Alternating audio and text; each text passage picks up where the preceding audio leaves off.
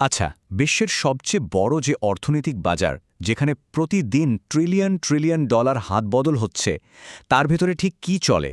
আজকের এই আলোচনায় আমরা ঠিক এটাই দেখব। মানে ফরেক্স মার্কেটের সেই কোর মেকানিক্স বা মূল যন্ত্রাংশগুলো, যা পুরো বিশ্ব অর্থনীতিকে বলা যায় সচল রাখছে। তো আর দেরি না করে চলুন এই বিশাল আর্থিক জগতের একেবারে ভেতরে গিয়ে দেখি। শুরুতেই এর বিশালতার একটা ধারণা করা যাক। ফরেক্স মার্কেটে লেনদেনের পরিমাণটা হচ্ছে ট্রিলিয়ন ডলার প্রতিদিন। এই যে বিপুল পরিমাণ তারল্য মানে লিকুইডিটি, সোজা কথায় কত সহজ একটা মুদ্রা কেনা বা বেচা যাচ্ছে, এটাই কিন্তু ডিজিটাল অর্থনীতিকে এগিয়ে নিয়ে যাওয়ার মূল চালিকা শক্তি। এই বাজারটাকে একটা দারুণ উপমা দিয়ে বোঝানো যায়। বলা হয় এটা নাকি আধুনিক বিশ্বের অদৃশ্য পাইপলাইন। একবার ভাবুন তো, ব্যাপারটা ঠিক আমাদের শহরের জলের লাইনের মতো। আমরা ওগুলো দেখতে পাই না, কিন্তু ওটা ছাড়া একদিনও চলে না। ফরেক্স মার্কেটও ঠিক তেমনই একটা অপরিহার্য পরিকাঠামো। চোখে দেখা যায় না, কিন্তু পুরো বিশ্ব অর্থনীতি কিন্তু এর উপরই ভর করে দাঁড়িয়ে আছে। তো ফরেক্স মার্কেটকে যদি একটা গ্লোবাল ইঞ্জিন হিসেবে আমরা কল্পনা করি, তাহলে এর ভেতরের পার্টসগুলো বা মূল উপাদানগুলো বুঝতে পারলেই কিন্তু বিশ্ব অর্থনীতির নিয়মকানুনগুলো একদম পরিষ্কার হয়ে যাবে। এই আলোচনাতে আমরা ঠিক তাই করতে যাচ্ছি। মানে সেই মূল অংশগুলোই এক এক করে খুলে দেখব আর বোঝার চেষ্টা করব যে এই ইঞ্জিনটা আসলে কিভাবে প্রতিদিন গোটা বিশ্বকে চালাচ্ছে। এই ইঞ্জিনের সবচাইতে মৌলিক যে জিনিসটা, মানে একদম গোড়ার কথা, সেটা হলো কারেন্সি পেয়ার বা মুদ্রার জোড়া। এটাকে বলতে পারেন বিশ্ব বাণিজ্যের একটা ইউনিভার্সাল ট্রান্সলেটর। মানে এটার সাহায্যেই বিভিন্ন দেশের মুদ্রার মধ্যেকার দামের পার্থক্যটা আমরা সহজে বুঝতে পারি। আর এটাই হলো সেই জ্বালানি যা এই পুরো ইঞ্জিনটাকে চালায়। তাহলে মূল ব্যাপারটা কি দাঁড়ালো? ফরেক্সে কোনো কিছুর দামে কিন্তু একা একা ঠিক হয় না, এটা সবসময় আপেক্ষিক। একটা পেয়ারের প্রথম মুদ্রাটা হলো বেস কারেন্সি, যেটা কেনা বা বেচা হচ্ছে, আর দ্বিতীয়টা হলো কোড কারেন্সি, যেটা দিয়ে বেস কারেন্সিটার দাম ঠিক করা হয়। চলুন একটা বাস্তব উদাহরণ দেখি, তাহলে ব্যাপারটা একদম জলের মতো পরিষ্কার হয়ে যাবে। বিশ্বের সবচেয়ে বেশি ট্রেড হয় যে পেয়ারটা নিয়ে, সেটা হলো EUR/USD। ধরুন এর রেট দেখাচ্ছে 1.0850। এর মানে কি? এর মানে হলো একটা ইউরো কিনতে খরচ হবে 1.0850 আমেরিকান ডলার। বেশ সহজ, তাই না? আচ্ছা, তাহলে ইঞ্জিনের পরের উপাদানটা কি দেখা যাক। দেখুন, প্রত্যেকটা ট্রেড করার জন্যই কিন্তু একটা খরচ আছে।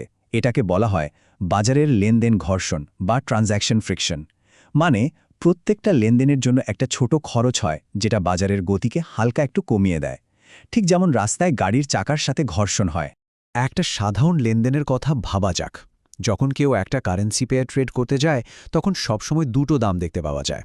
একটা হলো বিড প্রাইস, মানে বাজার যে দামে কিনবে, আর অন্যটা হলো আস্ক প্রাইস, মানে বাজার যে দামে বিক্রি করবে। আর এই যে বিড আর আস্ক প্রাইসের মধ্যে সামান্য একটা পার্থক্য, এটাকেই বলা হয় স্প্রেড।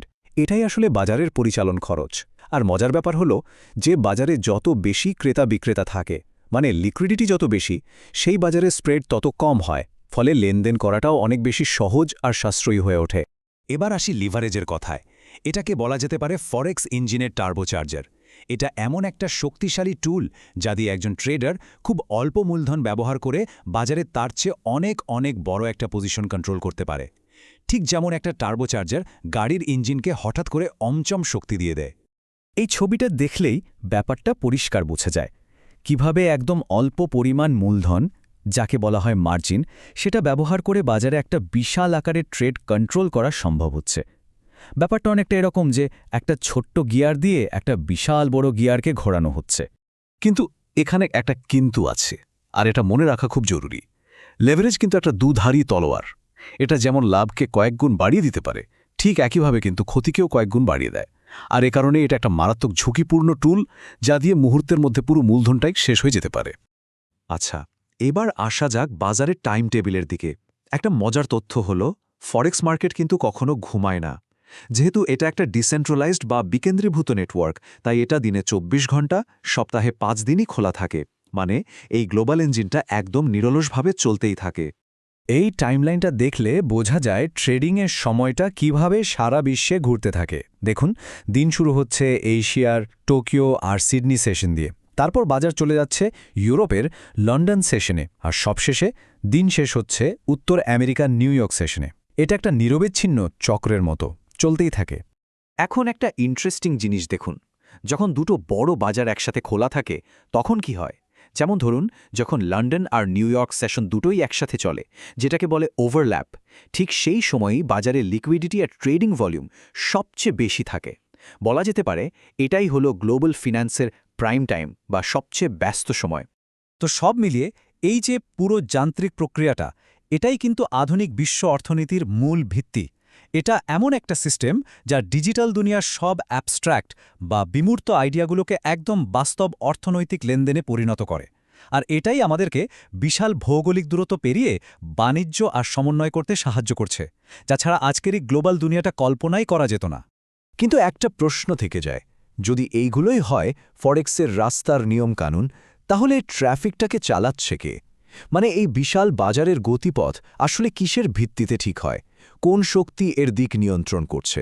এই প্রশ্নটাই আমাদের পরের আলোচনার বিষয়, সাপ্লাই অ্যান্ড ডিমান্ড বা সরবরাহ এবং চাহিদা।